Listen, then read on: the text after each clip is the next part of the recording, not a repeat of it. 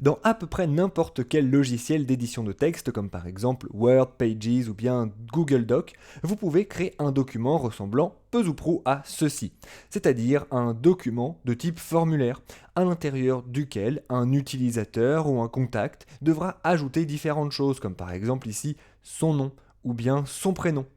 Mais ceci n'est finalement pas très pratique. En effet, comment la personne est censée remplir ce document?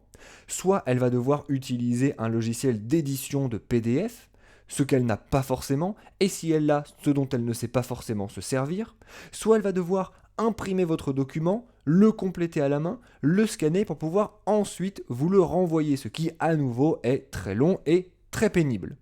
Ce qui serait bien plus pratique, ce serait simplement de pouvoir, directement dans le logiciel dans lequel on consulte ces PDF, remplir les différents champs du formulaire.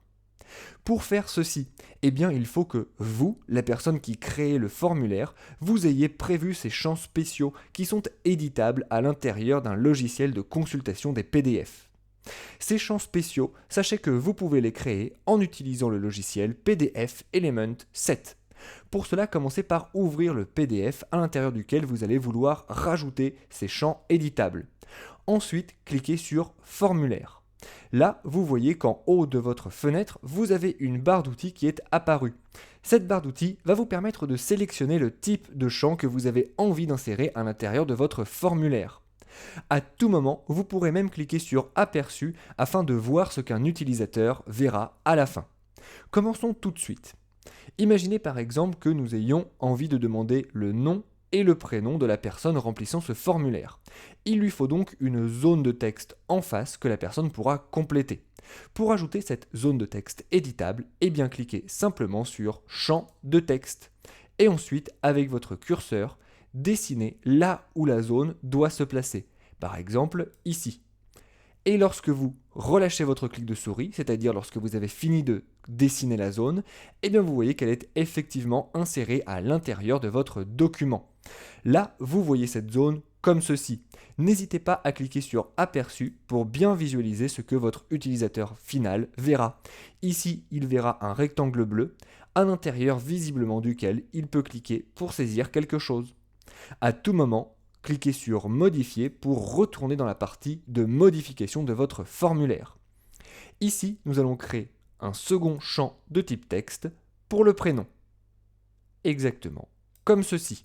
Vous le voyez, c'est extrêmement rapide.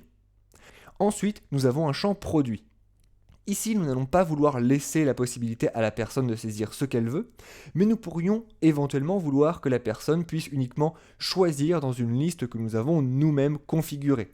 Par exemple, si nous ne vendons que des pulls et des polos, nous ne voulons pas que la personne puisse saisir t-shirt. Pour faire cela, eh bien, nous allons utiliser l'outil cette fois-ci menu déroulant. Nous allons donc le sélectionner, puis ensuite le dessiner, exactement comme ceci.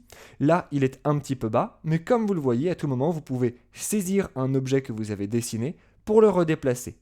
Et vous avez donc un menu. Mais pour l'instant, ce menu, vous n'avez pas indiqué ce qu'il doit contenir.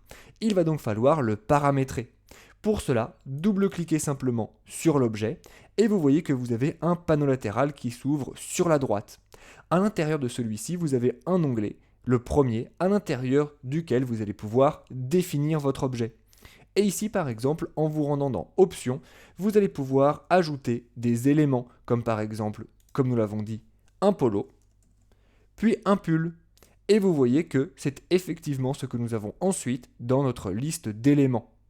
À tout moment, n'hésitez pas à nouveau à faire aperçu pour pouvoir visualiser ce que vous avez créé. Et effectivement, ici, j'ai bien ma liste avec mes deux options qui est parfaitement fonctionnelle. Nous allons retourner dans Modifier pour compléter Couleur. Cette fois-ci, je ne veux pas un menu déroulant, mais je veux simplement une liste dans laquelle je pourrais choisir la couleur de mon choix. Pour cela, eh bien, je vais utiliser l'outil Zone de liste.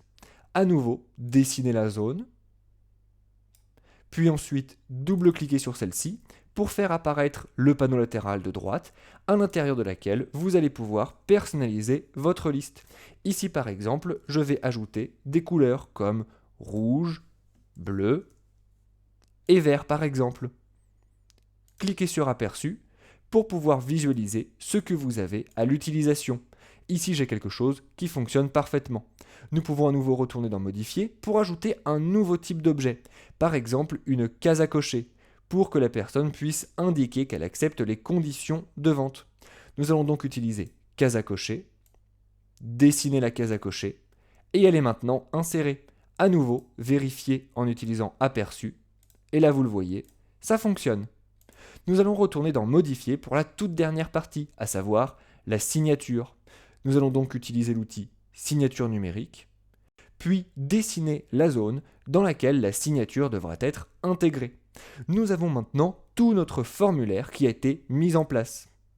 Dernière chose, vous pouvez, si vous le voulez, personnaliser l'apparence des objets ou des champs que vous avez insérés à l'intérieur de votre formulaire. Pour cela, double-cliquez dessus afin de faire apparaître le panneau latéral et rendez-vous dans les autres onglets de ce panneau latéral. Par exemple, ici, vous voyez que vous avez la possibilité de modifier la couleur de la bordure, ou la couleur de remplissage, ou bien la couleur du texte, ou la taille du texte. Et effectivement, si vous modifiez l'un des paramètres, eh bien vous voyez que directement votre modification est appliquée.